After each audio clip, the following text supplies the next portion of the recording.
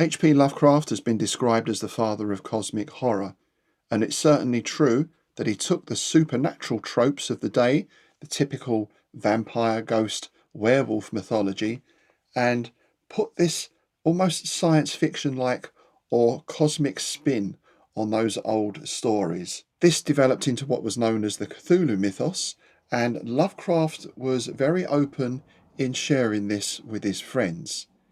That means, of course, that over the succeeding decades, the literature pertaining to the Cthulhu mythos, or just Lovecraftian work in general, has expanded and expanded and continues to expand today like some proto-Shoggoth. So today on Dragon's Teeth, we're going to look at some recent books in a Mythos Roundup.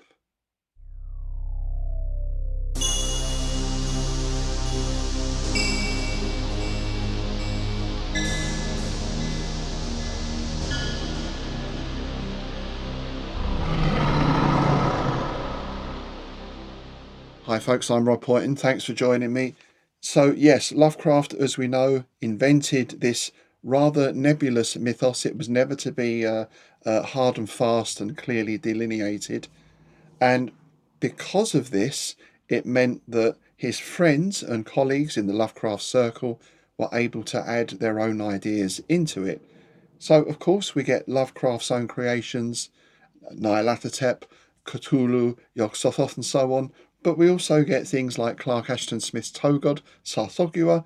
We get Robert E. Howard's Eldritch Tome, Unaussprechlichen Kulten, and so on and so on. This also extended to new up-and-coming writers, such as a young Fritz Leiber or Robert Bloch, who, of course, went on to forge their own careers in the years ahead. Now, when Lovecraft passed away in relative obscurity, it has to be said, some of his friends were determined to keep his legacy going, to make sure that he wasn't forgotten. So Robert H. Barlow and August Derleth in particular set about collecting all of Lovecraft's stories and fragments and letters and as many things as they could. And it was Derleth who founded Arkham House Publishing, started printing not only Lovecraft stories but those of the Lovecraft Circle as well. More than that, he also encouraged new young authors, such as our very own Ramsey Campbell and the late and sadly missed Brian Lumley. So already, post-Lovecraft, this body of mythos literature was beginning to expand. When we got into the paperback boom of the 70s, then that expansion continued. I think that was a boom time for sci-fi, for fantasy, for horror in general. And of course, then we also got RPGs and gaming, in particular Chaosium's Call of Cthulhu, which excited a whole new level of interest in Lovecraft. Since then, we've had numerous film adaptations, some better than others. We've seen Lovecraft's influence in computer and video games especially, and there's an ever-expanding world of Lovecraftian literature.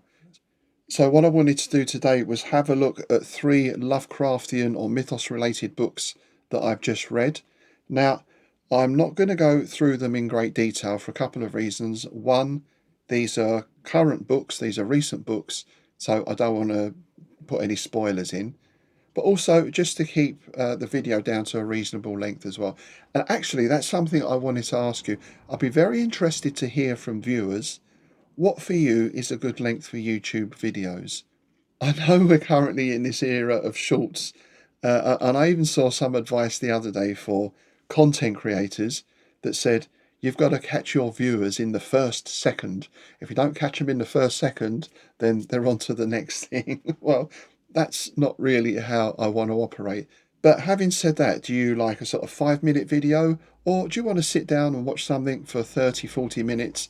Of course, providing that it holds your attention. Please do let me know down in the comments below. Anyway, back to Mr. Lovecraft and his works and associated works. I first started reading Lovecraft in the 70s.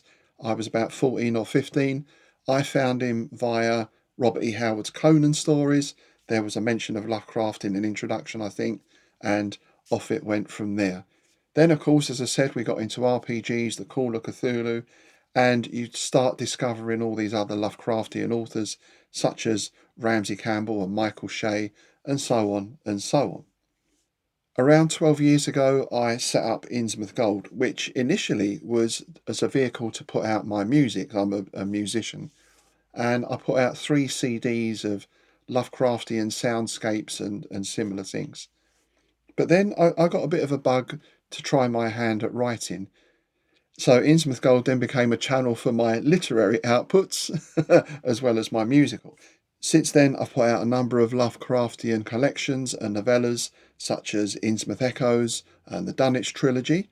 And Innsmouth Gold has also compiled and published about 7 or 8 anthologies now. I think it's 8 anthologies on a Lovecraftian theme.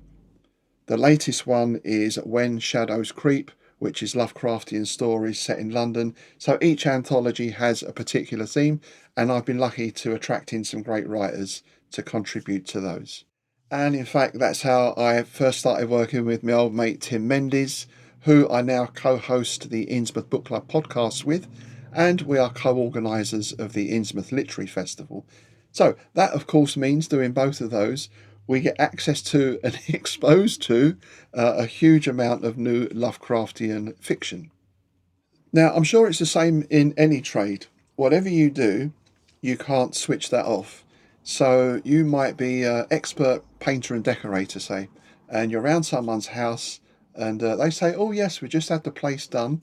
What do you think? And you sort of look up and you think, yeah, well, he's missed a bit up there, isn't he? And I would have done this in a slightly different way. And so it's a little bit the same with music as well, because I listen to music and I can think, oh, that sounds good, or maybe not so good. And certainly the same when you're reading. Sometimes you have to try and switch off the editor in your head as well. Having said that, I think if you go through that process of creating something, you can gain a better appreciation sometimes of what someone else has done, because sometimes you see the little tricks that they've used, or you pick up on a particular theme or thread perhaps that you may not have noticed before. So that's a double-edged sword, but that's how I'm going to approach these 3 books. One is from the point of view of just reading it. Do I enjoy them? And then the second thing is just looking at things like the layout, how the stories are constructed, and so on. And we're going to start with a book that I got actually on our Christmas trip down to Plymouth this year. It was in a game shop where I also bought the Arkham Investigations board game, which of course I reviewed on another video a few weeks back now. So take a look at that if you're interested in Holmesian type mythos investigation. But let's start by taking a look at the book that I bought alongside the game. Leaves of a Necronomicon is a 2022 anthology edited by Joseph S. Pulver Sr. and published by Chaosium.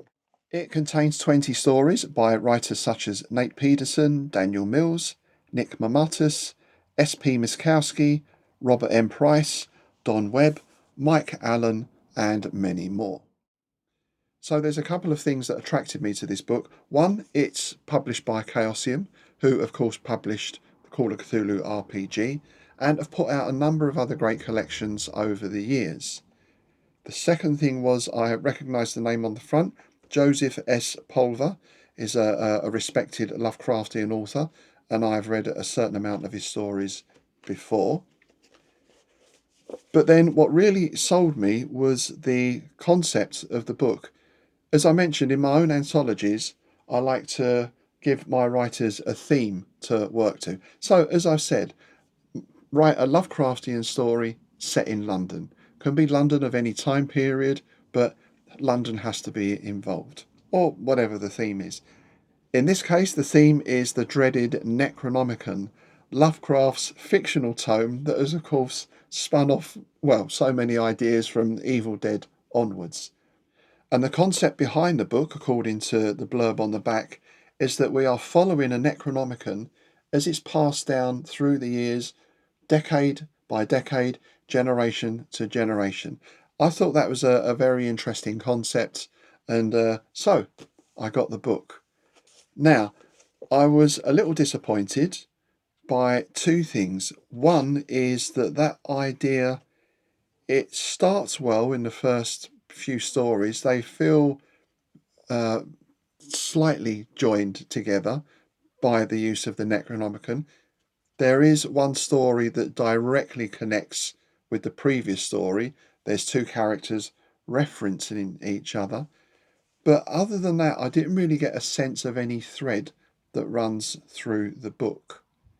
Another thing that I wasn't a fan of was there are some very short stories in here. You're talking like a page and a half kind of thing, maybe 2 or 3 pages. Now, I don't mind that if it's like a prose poem. Like Clark Ashton Smith wrote several of those, for example, or Lovecraft himself. Or if it's maybe even in actual verse, an actual poem. But when it's a story or it's presented as a story, I feel a little bit kind of disappointed by that. You sort of turn the page over and think, oh, is that it? It feels more like an idea or a pitch for a story rather than the story itself. Now, there are some exceptions to that, as we'll find out later on. And the other thing was, I felt that some of these stories had quite a tenuous connection to the Necronomicon and the Mythos and even Lovecraft in some ways. There were a few stories in here that comprise mostly of characters sitting around chatting to each other, and they discover things about each other, and they discover things about themselves, and then a tentacle eats them. I mean, I'm being a bit unfair with that. That's a bit of an exaggeration, but it's how it sort of feels to me. Now, the interesting thing was, of course, that both Smith and Lovecraft were constantly berated by the editors of the magazines they submitted to for not having enough action in their stories. But they made up for lack of action in atmosphere. Both were able to develop incredible amounts of atmosphere through the use of language. I feel you've got to make a decision as a writer when you're writing. Are you going for character? Are you going for action? Are you going for atmosphere or shock value in some way? Or are you going to kind of finely balance these things, which is an incredibly difficult thing to do? I don't feel overly focusing on character, at least in the way it is done here, brings out the Lovecraftian element in anything. You can certainly have a Lovecraftian element in there, but then I feel it gets overshadowed by characters that, to be honest, you don't really feel a lot of involvement with. The book is very nicely produced and formatted, as you'd expect from Chaosium, who of course have very high production values in everything they put out. It's just a shame that for me, it didn't quite live up to the blurb on the back. Certainly, the Necronomicon pops up in stories, sort of pops up in some, but I didn't, as I say, get any real connection or thread across the whole book. I suppose, to be fair, that's a difficult thing to do in a group of writers, 20 writers especially, unless they're communicating with each other. But then, that is something we did do ourselves. One of the anthologies was called the Pickman Papers, which was, of course, a take on Dickens' Pickwick Papers. And there the authors were given a setting of a meeting at the Pickman Club, so they were all able to fit their stories within that very particular setting. So, it's not an impossible thing to do. Overall, then, a few good stories in here, but generally I felt a bit disappointed. Our second book is a novel, and it's by a new author called Christopher Michael. The Tomb of the Black Pharaoh, published in 2024, is the first in the Danforth Eldritch Tales of World War II series. So, as you may gather from that, this is set in World War II, and it centres around Robert B. Danforth, who's a scholar at Miskatonic University.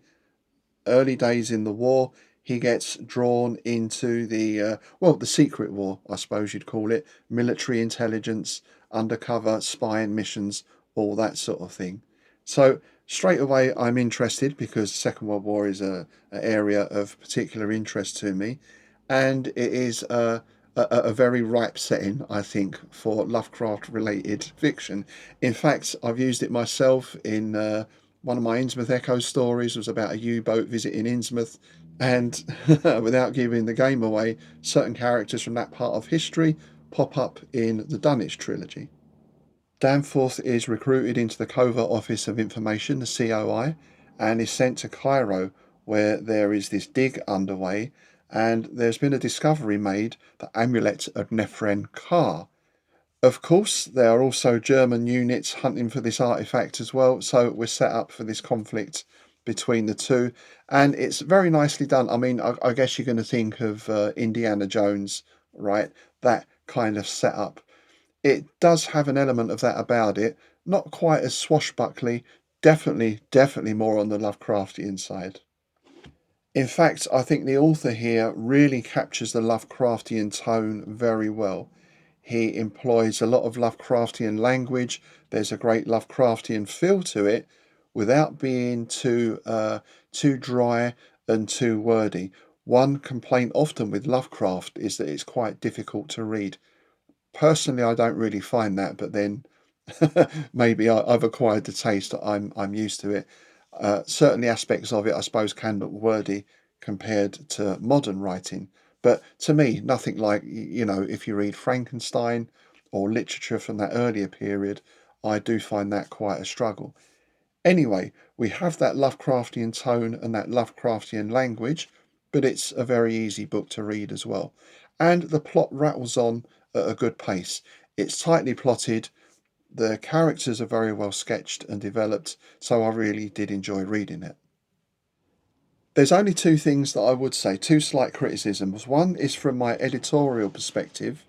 It's a very big font in the book, and the spacing is quite wide as well. Personally, I'd have knocked the font down a size and brought the spacing a little bit closer together of the lines, because this is quite a hefty book. There's no page numbers. I'm not sure exactly how many pages it is, but you can see that's quite a hefty book. And, it's not a short novel, but it's not a long novel either. I find now, maybe it's a sign of age and reading in bed, but I'm starting to choose books based on their size as much as their content. It's something we speak about a lot on the podcast, is these fantasy books that are 700 pages, and you think, have I really got the time to put into reading that? So I would like to see maybe that change a little bit, and a slightly smaller book to hold. Also, as far as the Lovecraftian tone and language goes, one thing I did find is it becomes a bit relentless. And what I would like to see is now and again a little easing off of that, and maybe just bring things down a bit. Because it does feel to me like poor old Danforth, almost from the start, something happens, and then it's weird upon weird upon weird, and everything he sees as cosmic portents, and there's a feeling of unspeakable horror just lurking out of sight round the corner. Uh, I feel in a short story you can do that. I would like to see in a novel a slight change in pace in terms of the cosmicity. Is that a word? Just bring things back down to normal again. I think that's one of the marks of the genius of people like M.R. James. Ramsey Campbell is certainly a master of that. Is they're able to portray the mundane world, and then you get this gradual creeping in of the cosmic and the weird until things take a complete switch. But that's a very difficult thing to achieve. And if you look at Ramsey Campbell's Dayloth trilogy, for example, there's an example of how he does that across 3 books. Quite remarkable. By the way, if you're a Ramsey Campbell fan, do check out the 100th episode of the Innsmouth Book Club podcast, because we had him in for an interview, and a very interesting chat it was too. But yes, overall, Christopher Michael, Tomb of the Black Pharaoh, really enjoyed it. I'm looking forward to the next one in the series. And the third and final book is The Empire of the Moon and Stars and Other Stories by Simon Bleaken. This was published in 2025 and is a collection of 16 stories. In a spirit of full disclosure, I should make clear that I do know Simon. We first met, so to speak, in an anthology that we both wrote in called Eldritch Investigations, and I've read some of his stories in other collections, and he's also been a guest at the Innsmouth Literary Festival for the last 2 years. Oh, speaking of which, by the way, The date for ILF 25 has now been set as the 27th of September. So if you want to come along to that and meet Simon and lots of other authors and Lovecraftian creatives, I'll put the details, I'll put the link down in the comments below.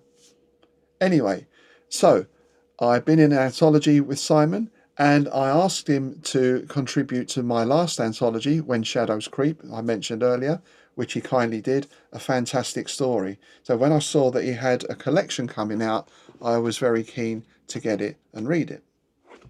As far as I understand, most of these stories have been published before in things like Lovecraftiana magazine, Schlock Webzine, and so on, but this is the first time they've been collected together in one book. And what Simon has done is divide these into past, present, and future. So obviously that does what it says. The future stories I found particularly interesting because Lovecraft often gets described as a horror writer, and I suppose, yes, in a way he is. But, one of the most Lovecraftian films out there is Alien, which is a sci-fi film.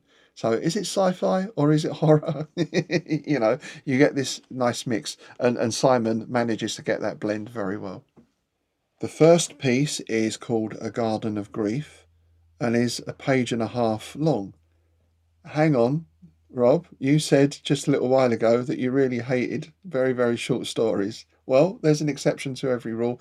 And also, this isn't really a story. This is what I mean by a mood piece, as I said earlier. This is the author describing how he goes through grief, how he copes with it, how it's going to be part of all our lives. It's a very well written and very poignant piece. Makes for a great opening for the book, I think. It really does set a tone for the book.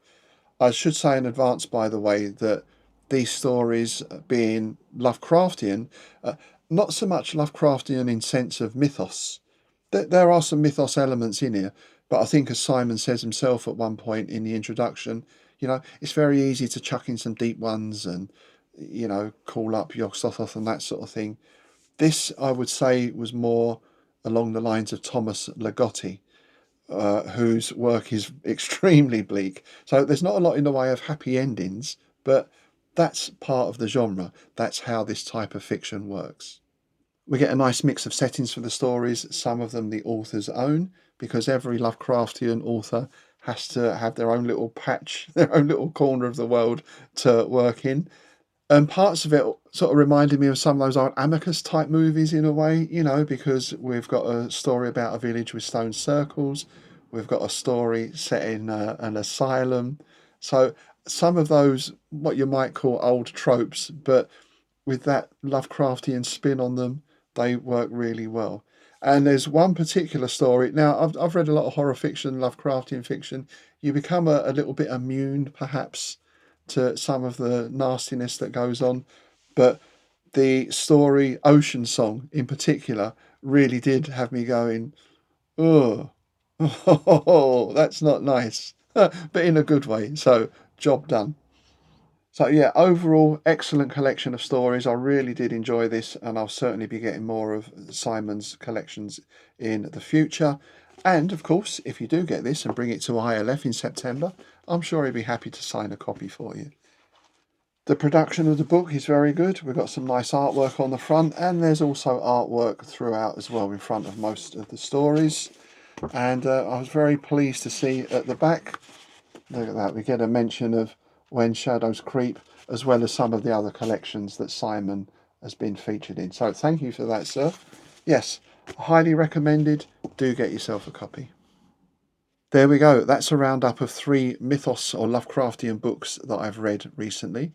As I say, doing the Innsmouth Book Club podcast fortnightly, and on the intervening weeks we do Strange Shadows, the Clark Ashton Smith podcast, does mean that I can be doing a lot of reading for those, reading and research. So I never get as much time to read as I like.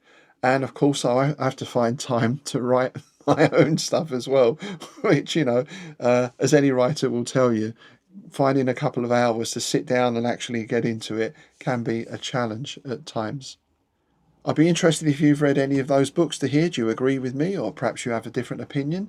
And also any recommendations you'd have as well. Always keen to discover new authors, to read new takes. It's an interesting thing, again, as we've spoken about with many of our guests, how you can put Lovecraftian themes into anything. Any genre can be historical, can be romance, perhaps, or maybe necromance. I don't know. You can get that Lovecraftian theme in there because, after all, we're all part of the cosmos, man. On that note, I'll see you next time.